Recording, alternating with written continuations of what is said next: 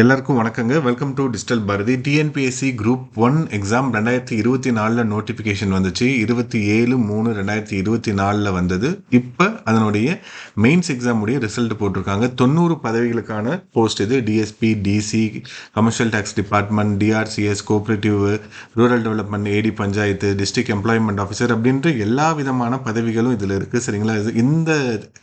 இந்த தேர்வில் 90 பதவிகளுக்கு 190 பேரை வந்து செலக்ட் 1:2 ரேஷியோவில் வந்து இப்போ செலக்ட் பண்ணியிருக்காங்க. ஸோ 1:2 ரேஷியோ அப்படின்றப்ப 180 வரும். சேம் மார்க் இருந்தால் அவங்கள வந்து செலக்ட் பண்ணுவாங்க. சரிங்களா? ஸோ இன்டர்வியூ நீங்கள் போயிட்டீங்க அப்படின்னாவே உங்களுக்கு 90% வந்து உங்களுக்கு வந்து இதை கன்வெர்ட் பண்ணுறதுக்கான சான்சஸ் இருக்குது. சரிங்களா? 90%. ஸோ என்னென்னா அந்த மார்க் வந்து நீங்கள் ரிட்டனில் கம்மியாக எடுத்திருக்கீங்க, ஆனால் இன்டர்வியூவில் ஃபுல் மார்க் எடுத்துட்டீங்கன்னா உறுதியாக உங்களுக்கு ஒரு வேலை அப்படின்றது கிடைக்கும். ஸோ அதற்கு தொடர்ந்து நீடித்த பயிற்சி அப்படின்றது கண்டிப்பாக தேவை. நீங்கள் எப்படி பிலிமினரியோடைய கடைசி 1 மாதம் படிச்சிங்களோ, மெயின்ஸோடைய கடைசி 2 மாதம் படிச்சிங்களோ, அதே அளவுக்கு குரூப் 1 இன்டர்வியூக்கும் நீங்கள் கண்டிப்பாக தொடர்ந்து பயிற்சி எடுத்துக்கணும். சரிங்களா? நிறைய மார்க் இன்டர்வியூஸ் அட்டன் பண்ணணும்.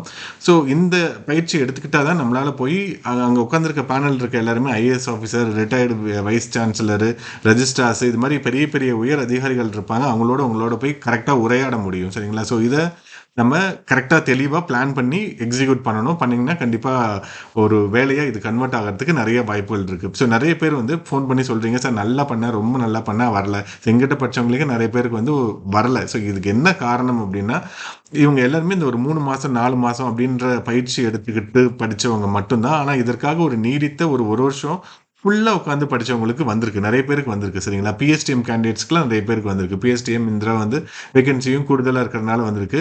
அதே மாதிரி ஷெட்யூல் காஸ்ட், ஷெட்யூல் ட்ரைப் அந்த கேட்டகரியில் இருக்கிறவங்களுக்கும் வந்து இப்போ கேரி ஃபார்வர்ட் நிறைய வேகன்சிஸ் இருக்கிறதுனால, பேக்லாக் வேகன்சிஸ் இருக்கிறதுனால அவங்களுக்கும் வந்திருக்கு. சரிங்களா? ஸோ இது வந்து இந்த எக்ஸாமை நம்ம மெயின்ஸ் எக்ஸாமை நம்ம ஒரு 3 மாதம் 4 மாதம் மட்டும் படிச்சுட்டு எடுத்துட்டோம் அப்படின்னா நமக்கான ரிசல்ட் அப்படின்றது என்ன, நீங்கள் அந்த 3 மாதம் 4 மாதம் ரொம்ப நல்லா பயிற்சி எடுத்திருப்பீங்க. ஆனால் தொடர்ந்து நீடித்து படிச்சிருக்கணும். நான் எப்பயுமே சொல்கிற மாதிரி குரூப் 1 எக்ஸாமுக்கு நீங்கள் படிக்கிறீங்கன்னா ப்ரிலிமினரி எக்ஸாமுக்கு நோட்டிஃபிகேஷன் வரதுக்கு 2 மாதம் முன்னாடி இருந்தே தெளிவாக படிக்க ஆரம்பிச்சிடணும். நோட்டிஃபிகேஷன் வந்து ஒரு 3 மாதம் டைம் இருக்கும். 5 மாதம் ரொம்ப தெளிவாக நம்ம படித்தோம் அப்படின்னா ரிசல்ட் இப்போ ரொம்ப சீக்கிரமாக போட்டுடுறாங்க. இப்போ பாருங்கள், நமக்கு வந்து டிசம்பர் மாதம் நடந்ததுக்கான முடிவுகளை இப்போ மார்ச் மாதம் 3 மாதத்துலேயே போட்டுடுறாங்க. கிட்டத்தட்ட 60+ ஒர்க்கிங் டே, அவங்க சொல்கிறதும் 90 டேஸ்லேயே நமக்கு ரிசல்ட் போட்டுடுறாங்க. 1800 பேப்பர் எழுதுனதுலேயே வந்து இவ்வளோ சீக்கிரமாக நமக்கு ரிசல்ட் போட்டுடுறாங்க. 2 எவாலுவேஷன் நடந்திருக்கும், சிலதுக்கு 3 எவாலுவேஷன் நடந்திருக்கும். இதுலேருந்து நமக்கு என்ன தெரியுதுன்னா, நீங்கள் குரூப் 2 2A எழுதிருக்கீங்கன்னா கண்டிப்பாக அதனுடைய ரிசல்ட் ரொம்ப சீக்கிரமாக வந்துடும். ஸோ என்ன தகவல் சொல்லியிருக்காங்கன்னா, இப்போ குரூப் 2Aக்கு வந்து OMR எவாலுவேஷன் கம்ப்ளீட்டட். சரிங்களா? அதே மாதிரி தமிழ் எலிஜிபிலிட்டி டெஸ்ட்டுக்கு எவாலுவேஷன் இஸ் கோயிங் ஆன். 2க்கும் வந்து திருத்திடுவாங்க சீக்கிரமாக அப்படின்றாங்க. ஸோ இதனுடைய ரிசல்ட் நமக்கு வெகு விரைவில் வரும். அதாவது மே ஃபர்ஸ்ட் வீக்கில் வரலாம், இந்த மே லாஸ்ட் வீக், இந்த இடைப்பட்ட காலத்திலேயே வந்துடும். அடுத்த நோட்டிஃபிகேஷன் வரதுக்கு முன்னாடி இந்த ப்ராசஸை கம்ப்ளீட் பண்ணணும். இவங்க வந்து மார்ச் மாதம் 27 நோட்டிஃபிகேஷன் வந்து இந்த மார்ச்சில் கிட்டத்தட்ட ஏப்ரல் 7, 8, 9 இன்டர்வியூ இருக்குது. ஒரு வருஷம் கரெக்டாக ஒரே வருஷத்தில் இவங்களுடைய ப்ராசஸை கம்ப்ளீட்டாக முடிச்சிட்டாங்க. அதுவும் 3 ஸ்டேஜஸ் இருக்கக்கூடிய எக்ஸாமுக்கே வந்து முடிச்சிட்டாங்க. அப்படின்றப்ப நமக்கு குரூப் 2 2A 2 ஸ்டேஜ் தான். இப்போ இன்டர்வியூ அப்படின்றதே கிடையாது. அதனால ரொம்ப சீக்கிரமாக ரிசல்ட் அப்படின்றது வந்துடும். சரிங்களா? ஸோ இந்த ரிசல்ட் வர வரைக்கும் நான் வெயிட் பண்ணி அப்புறமா அடுத்த எக்ஸாம் படிக்கிறேன் அப்படின்னு உட்காந்து இருக்காதீங்க. அடுத்த எக்ஸாமுக்கு கண்டினியூஸாக படிச்சுக்கிட்டே இருங்க. இப்போ நம்மளதுலேயே குரூப் 1 குரூப் 4க்கான டெஸ்ட் பேட்ச் இருக்குது, ரெகுலர் பேட்ச் அப்படின்றது ஆரம்பிச்சிருக்கு. ஃப்ரெஷர்ஸ்க்கெல்லாம் அந்த ரெகுலர் பேட்ச் அப்படின்றது ரொம்ப ரொம்ப யூஸ்ஃபுல்லாக இருக்கும். சரிங்களா? ஏதாவது தகவல் வேணும் அப்படின்னா நான் ஃபோன் நம்பர் தரேன், அதுக்கு நீங்கள் கால் பண்ணி கேளுங்க. ஓகே. ஸோ இந்த குரூப் 1 எக்ஸாமுக்கு நம்ம நல்லா பண்ணி வரல அப்படின்றது என்ன காரணமாக இருக்கலாம் அப்படின்னு பார்த்தீங்கன்னா, உங்களுடைய இப்போ இவங்க கேட்ட கொஸ்டின் வந்து ரொம்ப ஈஸியான ஜென்ரலைஸ்டான ஒரு கொஸ்டின்ஸாக கேட்டிருந்தாங்க. அதை எல்லாராலையுமே அப்ரோச் பண்ண முடியும். எல்லாருமே நான் நல்லா பண்ணியிருக்கிறேன் அப்படின்றதுக்கு சொல்லக்கூடிய அளவுக்கு தான் இப்போ இவங்க நடத்தின தேர்வு, அந்த வினாத்தாள் அப்படின்றது இருந்ததுங்க. ஸோ இதில் கண்டினியூஸாக யார் வந்து நல்ல ஃபேக்ட்ஸை கொடுத்துருக்காங்க, இது வந்து ஃபேக்ட் பேஸ்ட் எக்ஸாம், நல்ல ஃபேக்டை கொடுக்கணும், நல்ல ப்ரெசன்டேஷனோடு இருக்கணும், பேஜ் ஃபில்டாக இருக்கணும். இது நீங்கள் இருந்துச்சுன்னாவே உங்களுக்கு இருக்குங்க. இதுக்காக தீவிரமாக படித்து எழுதுறவங்க கிட்டத்தட்ட ஒரு இப்போ 190 பேர் பாஸ் பண்ணியிருக்காங்க இல்லைங்களா? இதில் ஒரு 200, 250, 300 பேர் தான் இதற்காக அதி தீவிரமாக பயிற்சி எடுத்து எழுதுறவங்களா இருப்பாங்க. ஸோ லிமிட்டட் நம்பர்ஸ் தான் அந்த காம்படிஷன் அப்படின்றது இருக்கும். குரூப் 4 மாதிரி பெருசாக 20,000 பேர் அந்த பெருசாக காம்படிஷன் அப்படின்றது இங்கே இருக்காது. இந்த குரூப் 2க்குமே கூட இதே அளவுக்கு தான் காம்படிஷன் இருக்கும். இதில் 500 வேகன்சி அப்படின்றப்ப ஒரு 1000 பேர் தான் இதற்காக தீவிரமாக படித்து எழுதுறவங்களா இருப்பாங்க. சரிங்களா? ஸோ மற்றவங்க எல்லாருமே அவங்களுக்குடைய பெஸ்ட்டை அவங்க தந்திருப்பாங்க. ஆனால் அது வந்து பொதுவாக நம்ம பேப்பர் திருத்துறப்ப கம்பேர் பண்ணி தான் மார்க் போட போகிறாங்க. அந்த பேப்பரோட இவங்க நல்லா எழுதியிருக்காங்க, இதுக்கு கூடுதல் மார்க், இதை விட அவங்க நல்லா எழுதியிருக்காங்க அப்படின்ற லெவலில் தான் அடுத்தடுத்த எக்ஸ்பெக்டேஷனில் தான் பேப்பர் எவால்வேட் பண்ணுறப்ப போயிட்டுருக்கும். கம்மியாக இருந்ததுன்னா மார்க் கம்மியாக போட்டுருவாங்க.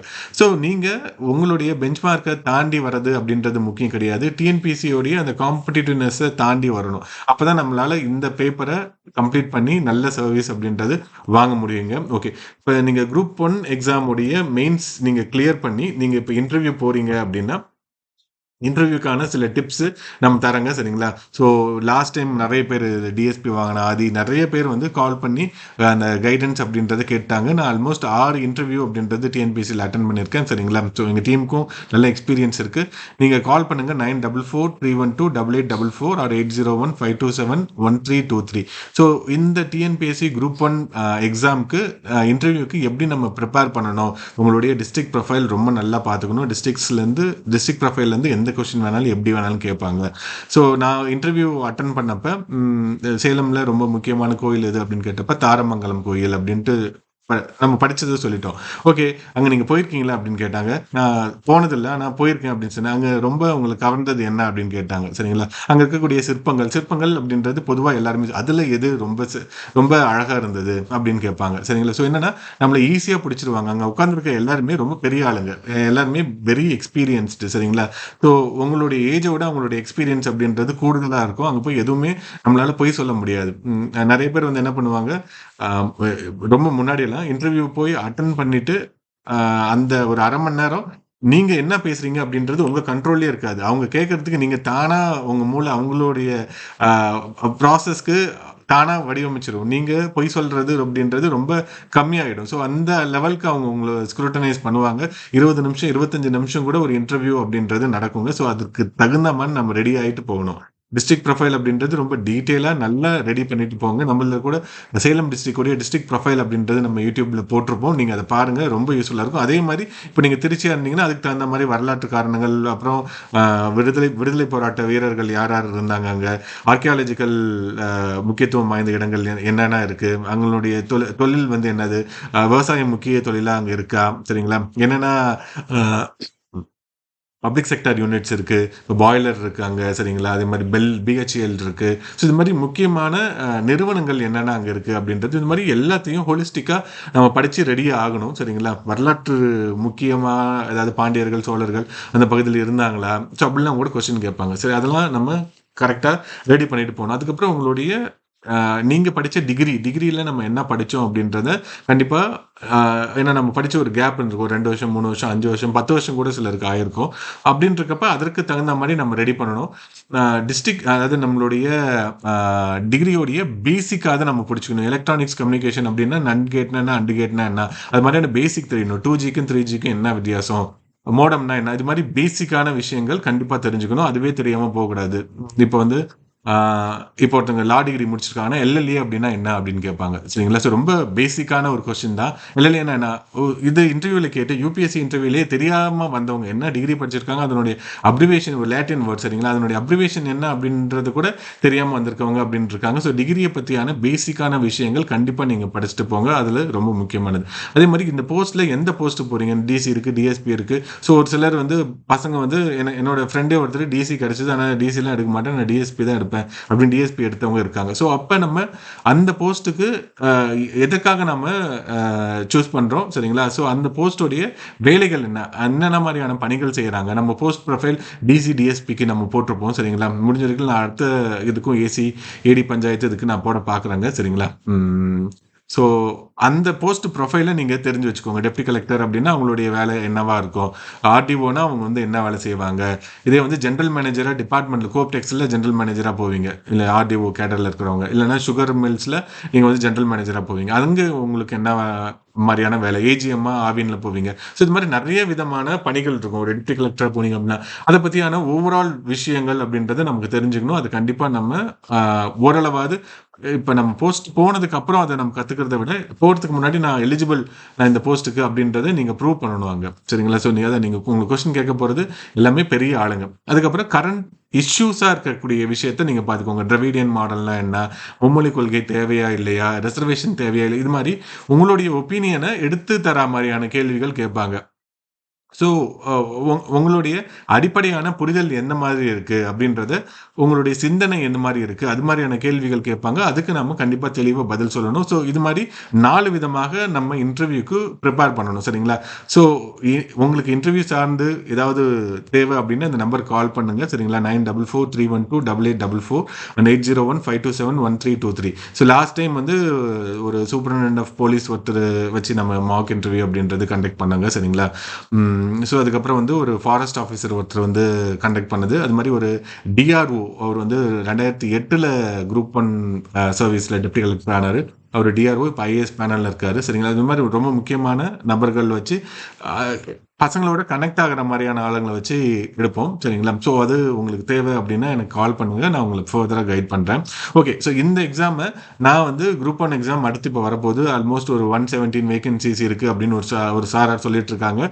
25 டிசி இருக்கு. டெப்டி கலெக்டர் 25 இருக்கு. ஸோ குரூப் ஒன்னுடைய வேகன்சில முக்கியமா பார்க்கக்கூடியது வந்து டெப்டி கலெக்டர் தான். ஒரு 12லேருந்து 15 வருஷத்துல ஐஏஎஸ் கேடர் வரும். ஸோ அதனால ரொம்ப 25 பதவி அப்படின்றது ரொம்ப பெருசு. சரிங்களா? ஸோ அதனால நெறைய போட்டிகள் அப்படின்றது ஒரு யுபிஎஸ்சி அட்டெம்ப்ட் எடுக்கிறவங்களே ஒரு வருஷம் அத விட்டுட்டு நான் குரூப் ஒன் படிக்கிறேன் அப்படின்ட்டு வருவாங்க. ஸோ போட்டி அப்படின்றது ரொம்ப கூடுதலாவே இருக்கும். ஸோ நல்ல தொடர்ந்து படிச்சா மட்டும் தான் அந்த பதவியெல்லாம் உங்களால அச்சீவ் பண்ண முடியும். நான் குரூப் ஒன் எக்ஸாம் படிக்கணுமா அப்படின்னா, கண்டிப்பா நீங்க ஒரு குரூப் 4ல இருக்கீங்க அப்படின்னா, கண்டிப்பா குரூப் ஒன்னுக்கு கண்டிப்பா ட்ரை பண்ணி படிங்க.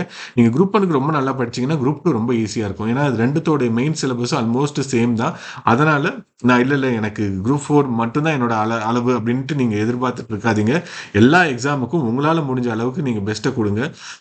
ஒரு குரூப் ஒன்னுடைய மெயின்ஸ் எக்ஸாம் நீங்க நல்லா படிச்சிட்டீங்கன்னா, அடுத்து வரக்கூடிய எல்லா விதமான பிரிலிமினரி எக்ஸாமும் உங்களால ஈஸியா பாஸ் பண்ண முடியுங்க. சரிங்களா? ஓகே. ஸோ, அ எனக்கு ஃபெயில் ஆயிட்டேன் அப்படின்னு ரொம்ப வருத்தப்படாதீங்க. பாஸ் ஆயிட்டேன் அப்படின்ட்டு ரொம்ப ஆ என்னன்னா மெத்தனமாவும் இருந்துறாதீங்க. இன்னும் கூட நம்ம ஓடக்கூடிய இடம் வந்து இன்னும் கொஞ்சம் தூரத்தில தான் இருக்கு. இன்னும் கூட வேகமா அத நம்ம ஓடி முடிக்கணும். சரிங்களா?